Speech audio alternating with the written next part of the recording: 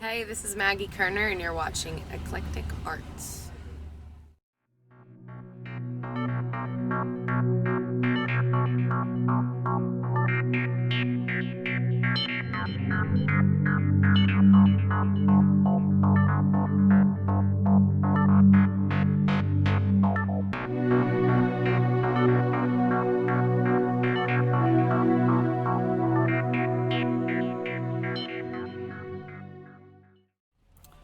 Hi Maggie, welcome back to Seattle, and here on a Monday in July, and it's for us out here. It's pretty typical summer day, like in the mid 70s, and you're here right before your show. And how's the tour going so far? It's great. It's so beautiful. We've been to all over Colorado, Livingston, Montana. We were in Snowbird, Utah. It's just like all the drives and all of the venues have been breathtaking. It sounds nice, a lot better than my summer working a 9 to 5 kind of job, and then doing this when I have time. Are there any shows so far that have stood out to you for any reason, good, bad, or indifferent? Sometimes, oh man, they're all the same. Wait, where am I? We had a really great show in Denver. Okay. At the Globe Hall. Then we went to boom. Yeah, Denver was great. Where are we? You're in Seattle. Seattle. Yeah. I mean, that's like literally, that's how I feel all the time. What day is it? Who am I? Where am I? Okay. But yeah, we had a great show in Denver. I mean, all those shows have been great. The people that have been coming to them are so present and like connected. We played Telluride Ride Festival. That stood out for sure because it was like heaven on earth and a stage in the middle, and the people were so kind. That's awesome. For people that aren't familiar with you, your hometown is Shreveport, Louisiana. Yeah. And so being up here in Seattle, you're pretty much completely kitty corner from that part of the U.S. What would you say to people that know nothing about your hometown? Shreveport. It's very southern. It's very Christian. It's the stereotypes, which is it's still pretty segregated, and I don't know how open-minded it is yet. It's getting there. It's getting more and more progressive, and like there's definitely people like my friend Chris J, who's just like, he's a champion trying to like make Shreveport a better place, and his wife. But I don't know, I needed to get out and be somewhere more free and more just diverse, which is New Orleans. So I moved there about 5 or 6 years ago. Okay. Any plans to ever leave Louisiana in general? Yeah, I mean, sure. I hope to. I have big real estate dreams, man. I want to have a little shack in Telluride, like $1 million shack. I want to have a little place in Martha's Vineyard one day. I want to have a little spot in Vancouver, or somewhere near up there. I don't know. Yeah, I want a bunch of little spaces so that I don't have to be in one spot. Nobody wants, like, for instance, nobody wants to be in New Orleans during the summer, so I always try to get the hell out of town for those 3 months. Hence, I'm in Seattle and it's 70 something degrees and heavenly. Nice. If we also kind of talk about your background, in doing some homework for this interview, there's not a lot out there on you, which Really? surprised the hell out of me. I saw things Cool. from like 2015. I saw a video interview on YouTube from 2 years That's ago. cool. I like that. Keep the mystery. Yeah, there's kind of a mystery thing. I'm like, Then wow. you go to my Instagram stories and it's like me sitting on the toilet with my dog next to me. It's weird. No privacy. That's cool. Yeah, but I read somewhere, and correct me if I'm wrong, that for you as a singer, you don't have like formal training. That it's just something you've done like all your life, picked up, had singing friends, or just kind of just belted it out and just kind of kept going with it. I've always been obsessed with music. I've always loved to sing and thought I was a great singer. Like, I was born with this confidence about my gift as a singer, or now I'm getting more confident as a songwriter as well. But like, I always believed that I could sing. It took me just years to actually become a good singer, for other people to be like, yeah, you are a good singer. But no, I think when I was little, I would sit in my room and put on Celine Dion, Tina Turner, Whitney Houston, and I would try to mimic exactly the runs they were doing, the note they'd get to. I think I accidentally formally trained myself, basically. But no, I have no idea what note I'm ever playing or singing, and there's a part of me that's like, I don't want to learn. Like, I want to just keep it simple. I want to be ignorant about it. I don't want to know what I'm doing with music, or how when I'm writing a song, or how if I'm singing it. Like, I don't want to know that I'm doing this thing. I just want to always feel it and go with like the feeling I get on stage live, or if I'm recording in the studio. Well, that makes sense. I mean, I've been playing guitar for a while, and I consider myself like self-taught, street-taught, whatever you want to call it. And I feel like I might start overthinking things if I learn too much theory about, oh, you shouldn't have done that. You should be going into this chord progression or this key change. It's like, well, this is what I felt, so this is what I want to do. And basically, I don't care. Yeah. Now, having said that, have you found yourself, especially when you're doing all these shows and you've been performing for quite a while, where you've had, any kind of voice go out or throat problems from singing so much, or you've been really fortunate that I smoke weed, and so in it being legal here, it's like, oh girl. And then the altitude affects me. I haven't lost my voice. I warm up. I try to take care of it as much as I can, but the worst thing I can do for it is talk, and I'm talking all day because I am like the tour manager this tour. I'm my own tour manager. My tour manager's on vacation. So yeah, talking is not good, but warm up is like necessary. I have to warm up. And then I have this tea called Tension Tamer tea. It's like celestial blend. It's a miracle worker. If I feel anything, I'll have some tonight. I'm feeling a little scratchy. Okay. Yeah. Just kind of it's like feels like my vocal cords kind of massage after I drink it. It's just like chill. Okay. It tames the tension. And you've released 2 full-length albums, and you put out the EP in 2016. And what are your short-term goals for your music, and then also the long-term goals? Short-term goals: to release a new album in 2018. It's almost finished.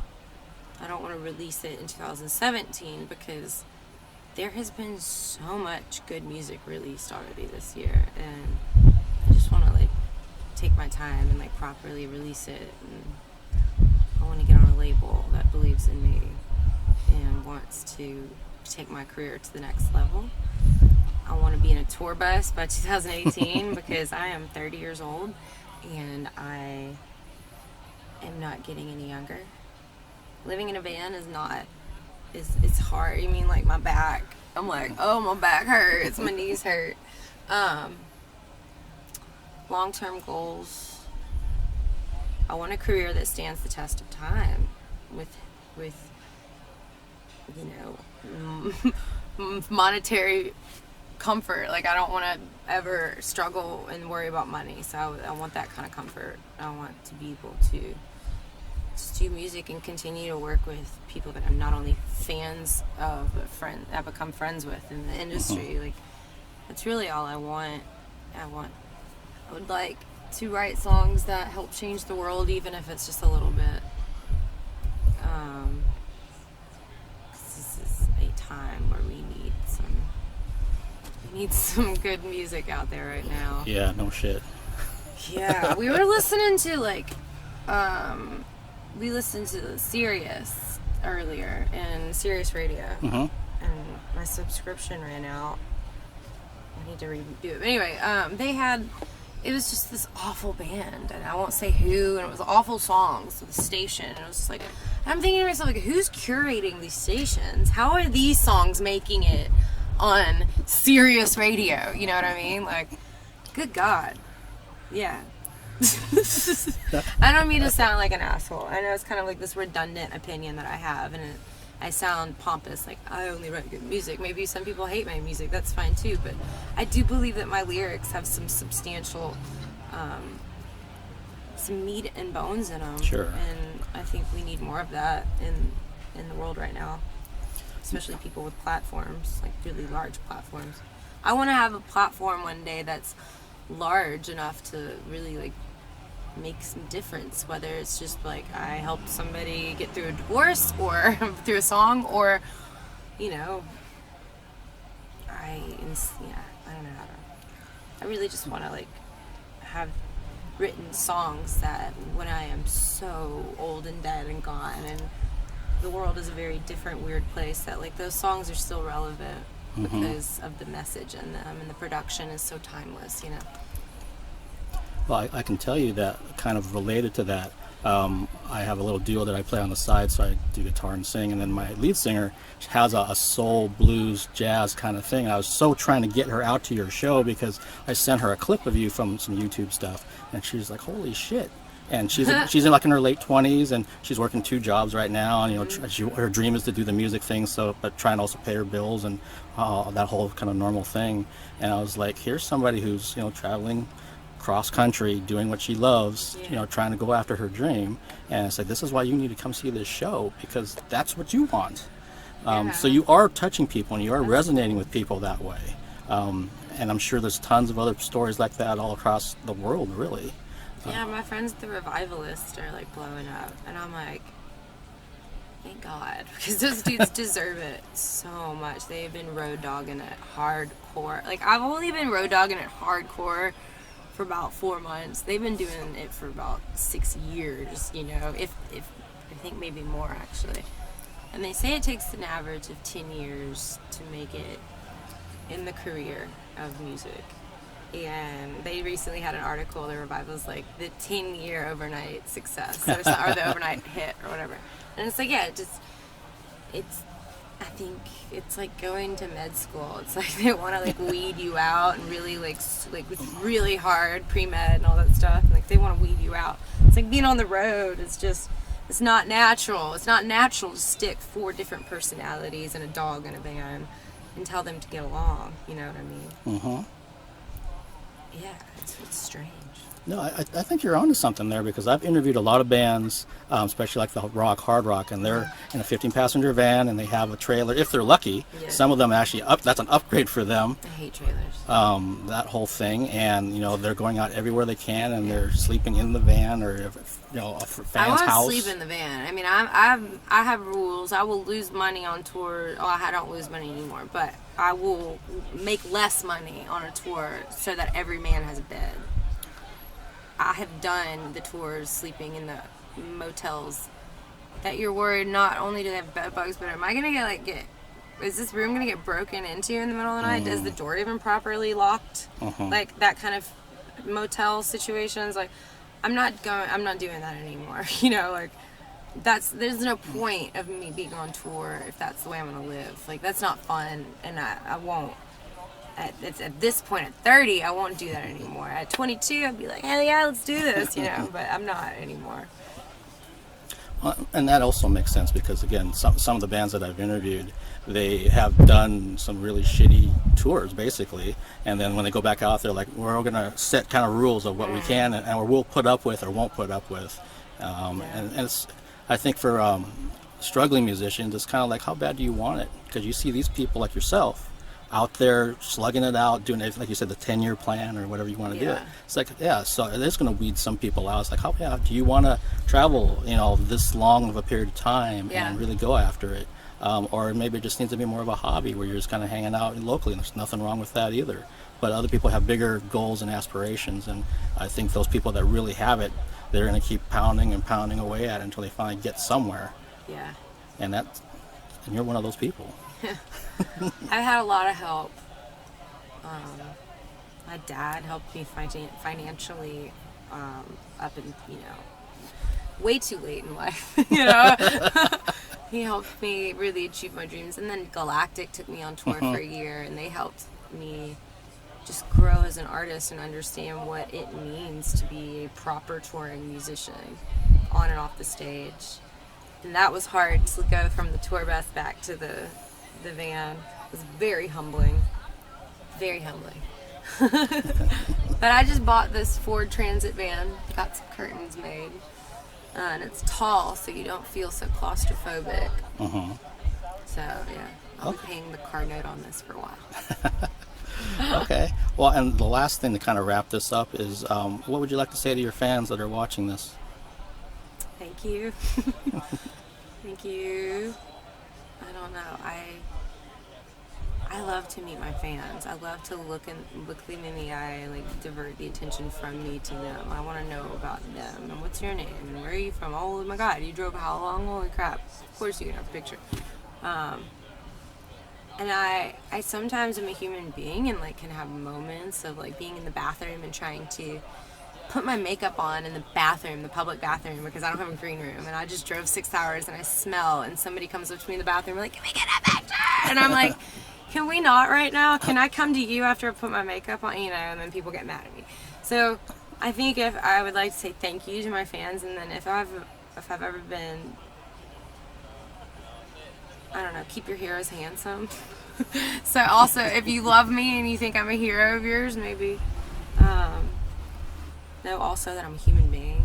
I'm very, very raw, and yeah, I love my fans. I don't even like to say my fans. It feels very weird to say that, you know. It feels very strange for me to say my fans. It feels I don't know, it feels strange. They're human beings that enjoy my music and feel connected to it. That's how I look at it, more so. And I know this sounds like super heady, but they're human beings that simply, by some kismet chance, heard about my music, listened to it, felt a human connection, and then either supported me monetarily by buying my album, or supported me by word of mouth, or Facebook, or an Instagram post, whatever it is, you know. Like, I just find that so cool, and I hope that I'm shocked when I find out people, like when I'm walking in the restaurant earlier and there's like people that know who I am, and I'm like, oh my God, they know who Tom is. Like, I forget, even though it's been happening every single day for 3 months on tour, it's not normal, like, to me. And I hope it stays not normal, and I hope it stays like this very, oh wow, who are you? What's your name? Who, you know? And it doesn't, because there are moments where I'm just like, I don't want to speak to anybody. Like, I'm frazzled and tired and miserable, and I hate that sometimes I can't like escape and be by myself. You know what I mean? And I really try to always just make sure, like, I try to like be present and positive for my fans. But yeah. Okay, well, thank you so much for taking the time today, and I think your fans got a lot more insight into you, and I'm really, really looking forward to the show tonight. I know you're just going to kill it. Thanks. Thank you.